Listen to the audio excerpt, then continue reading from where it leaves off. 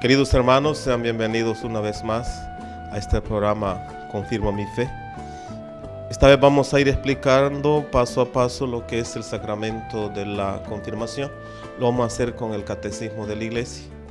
Como todos saben, este catecismo lo impulsó el Papa Juan Pablo II con aquel equipo de sacerdotes peritos en teología, sacramentología, eclesiología, en todas las disciplinas de la teología.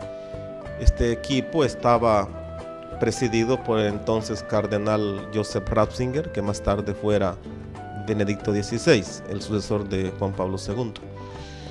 En el catecismo se aborda el tema de la confirmación.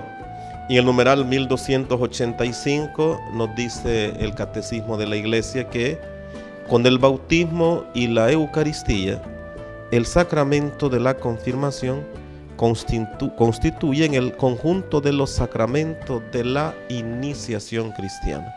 Lo que ya hemos venido indagando estos días anteriores, estos tres sacramentos: el bautismo, con el cual entramos a formar parte del pueblo de Dios; la confirmación, sacramento en el cual recibimos la plenitud del Espíritu Santo, hemos dicho es como nuestro personal Pentecostés; y el sacramento de la Eucaristía, que es el sacramento que alimenta nuestra alma, nos fortalece para poder decir no a la tentación, no al pecado. Estos tres sacramentos constituyen los sacramentos de la iniciación cristiana, y cuya unidad debe ser salvaguardada, es decir, cuidadita, ¿no? No podemos descuidarnos de ninguno de estos tres sacramentos. Es preciso, explicar a los fieles del catecismo que la recepción de este sacramento es necesaria para la plenitud de la gracia bautismal.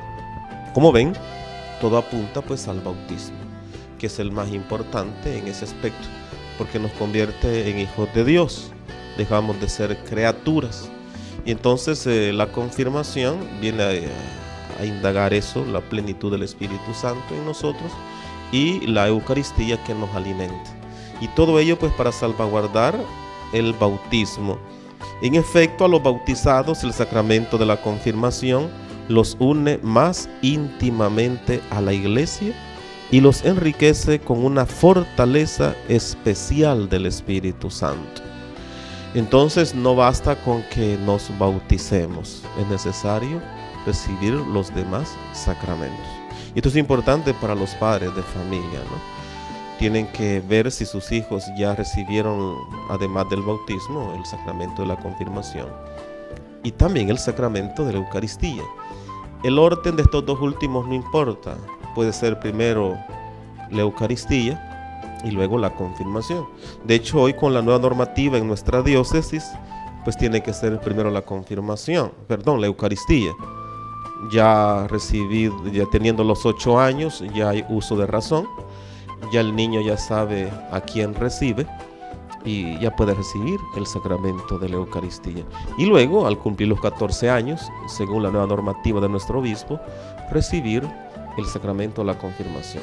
Antiguamente había como una polémica que era primero, si la confirmación o la Eucaristía. Hoy está claro que puede ser primero la Eucaristía, no esperar los 14 años para que el niño haga su primera comunión, la puede hacer antes y no hay ningún problema, ¿no? Entonces, en efecto, a los bautizados el sacramento de la confirmación los une más íntimamente. Entonces, de esta forma quedan obligados aún más, como auténticos testigos de Cristo, a extender y defender la fe con palabras y obras. Dos cosas dice el catecismo: extender, ser evangelizadores, ser misioneros, más que con palabras, con el testimonio de vida. Yo estoy convencido que la mejor evangelización es el testimonio. Saldrán sobrando las misiones, los retiros, esos grandes proyectos pastorales, si no hay testimonio de vida, ¿no? Lo primero es el testimonio. De ahí lo demás es facilísimo. Pero primero el testimonio, como dice el catecismo de la Iglesia. Y luego, además del testimonio, las obras. Extender, defender la fe extender y defender la fe, dice aquí el catecismo. Y luego defenderla pues con la vida, defenderla con palabras incluso de los enemigos de la iglesia, pues que son muchos, ¿no? La confirmación en la economía de la salvación. Esto es importante tener un poquito en cuenta, un poquito la historia, ¿no? De cómo Dios ha venido con el tiempo fraguando lo que es la salvación de cada uno de nosotros. Ya en el Antiguo Testamento los profetas anunciaron que el Espíritu del Señor reposaría sobre el Mesías esperado. Así lo dice el profeta Isaías en el capítulo 12. ¿Para qué? ¿Para qué necesita el Mesías el Espíritu? Primero, para la realización de la misión salvífica. Es verdad que el Mesías es Dios, es la segunda persona de la Trinidad, pero ahí también el Espíritu Santo está realizando la misión salvífica.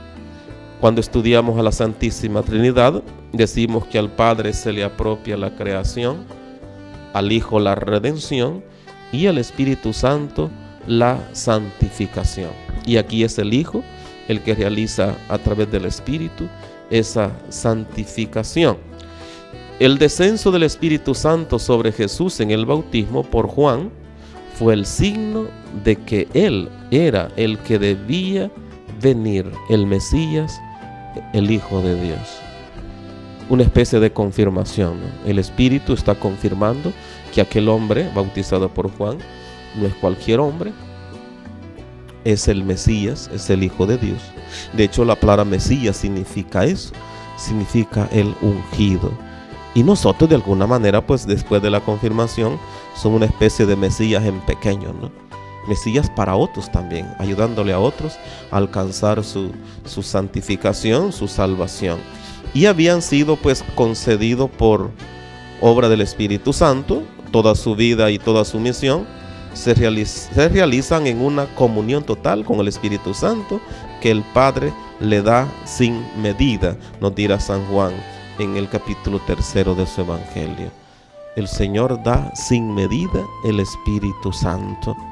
Entonces el Espíritu en el río Jordán da esta confirmación, que aquel hombre de 30 años más o menos, bautizado por Juan el Bautista, es el ungido, es el enviado, el escogido por Dios. Y a partir de ese momento el agua adquiere ese poder santificador. Y de ahí pues la importancia del agua bendita, ¿no?, en nosotros los cristianos. Y desde ese momento, desde que Cristo se bautiza en el Jordán, el Espíritu Santo el agua bendita adquiere ese poder, esa simple bendición que el sacerdote hace en el agua, pero tiene gran poder. Y eso todo desde el bautismo de Jesús. Ahora bien, esta plenitud del Espíritu no debía permanecer únicamente en el Mesías. Cristo mismo lo va transmitiendo a sus apóstoles. Por eso un día le dijo: reciban al Espíritu Santo. Nos lo cuenta San Juan, ¿no? Y luego Pentecostés. Había aquella multitud de personas y todas recibieron al Espíritu Santo. Entonces lo que pasó allá en el Jordán con Cristo se da en Pentecostés con aquella multitud de hermanos, que por supuesto eran ya discípulos de Jesús. Este Espíritu no es únicamente para el Mesías, sino que debía ser comunicado a todo el pueblo mesiánico. En repetidas ocasiones Cristo prometió esta efusión del Espíritu. Lo encontramos en San Lucas capítulo 12, en el Juan capítulo 3 y en Hechos en el capítulo 1, ¿no? Promesa que realizó primero el día de la Pascua. Así nos cuenta San Juan, ¿no? Lo que ya hemos dicho. Se aparece Cristo y les dice: reciban el Espíritu Santo. Aquellos a quienes les perdonen los pecados les quedan perdonados. Recordemos, hermanos, que los apóstoles eran hombres pecadores, y sin embargo, a pesar de ser pecadores, ellos tienen ese poder de perdonar pecados. Es un misterio. Es esto que muchas personas no entienden en la misma Iglesia Católica. Hay personas que dicen: ¿cómo a mí el cura me va a perdonar si es pecador igual o peor que yo? Es cierto, hermanos, pero recordemos que el Espíritu Santo es el que perdona, no es el sacerdote. El sacerdote simplemente es un medio que Dios utiliza para perdonarte. Si algún sacerdote te dijera, yo te absuelvo, vete en paz, eso no es una absolución. Tiene que decirte, yo te absuelvo en el nombre del Padre y del Hijo y del Espíritu Santo. Y ese fue precisamente el poder que Cristo dio a sus apóstoles el día de la resurrección, como nos cuenta Juan en el capítulo aquel, ¿verdad? Entonces, pues, Cristo viene a dar ese espíritu en plenitud. Y luego dice el texto que de manera más manifiesta el día de Pentecostés, llenos del Espíritu Santo, los apóstoles comienzan a proclamar las maravillas de Dios. Y Pedro declara que esta efusión del Espíritu es el signo de los tiempos mesiánicos. Ya el Señor está manifestándose, está manifestando su poder. Y los que creyeron en la predicación apostólica y se hicieron bautizar, recibieron a su vez el don del Espíritu Santo. Nos lo cuenta San Lucas en el capítulo 2. Entonces, como se puede ver, el Espíritu Santo ha venido manifestándose en la iglesia. Y como ya dijimos, la iglesia está impulsada por el Espíritu Santo. Si no, la iglesia fuera historia, sería como cualquier secta que desaparece, aparece y luego le aparece otra, con diferente nombre, diferentes directrices, pero son sectas, son grupos que se organizan más o menos para predicar, dicen ellos, el evangelio, que en el fondo es simplemente negocio, ¿no? En cambio, la iglesia tiene ya, hermanos, 2000 años, y eso no es casualidad, es fruto, es obra del Espíritu Santo. Por eso no hay que dudar de nuestra Santa Madre Iglesia, ¿no? Que a pesar de ser compuesta por pecadores, está asistida por el Espíritu Santo. Desde aquel tiempo, pues, los apóstoles, en cumplimiento de la voluntad de Dios, comunicaban a los neófitos, es decir, a los nuevos en la fe, a los recién bautizados, ellos son los neófitos, mediante la imposición de las manos, el don del Espíritu Santo, destinado a completar la gracia del bautismo. Entonces quiere decir que ya es una práctica de los primeros tiempos de la iglesia. Imponían las manos, que es el gesto propio del sacramento de la confirmación.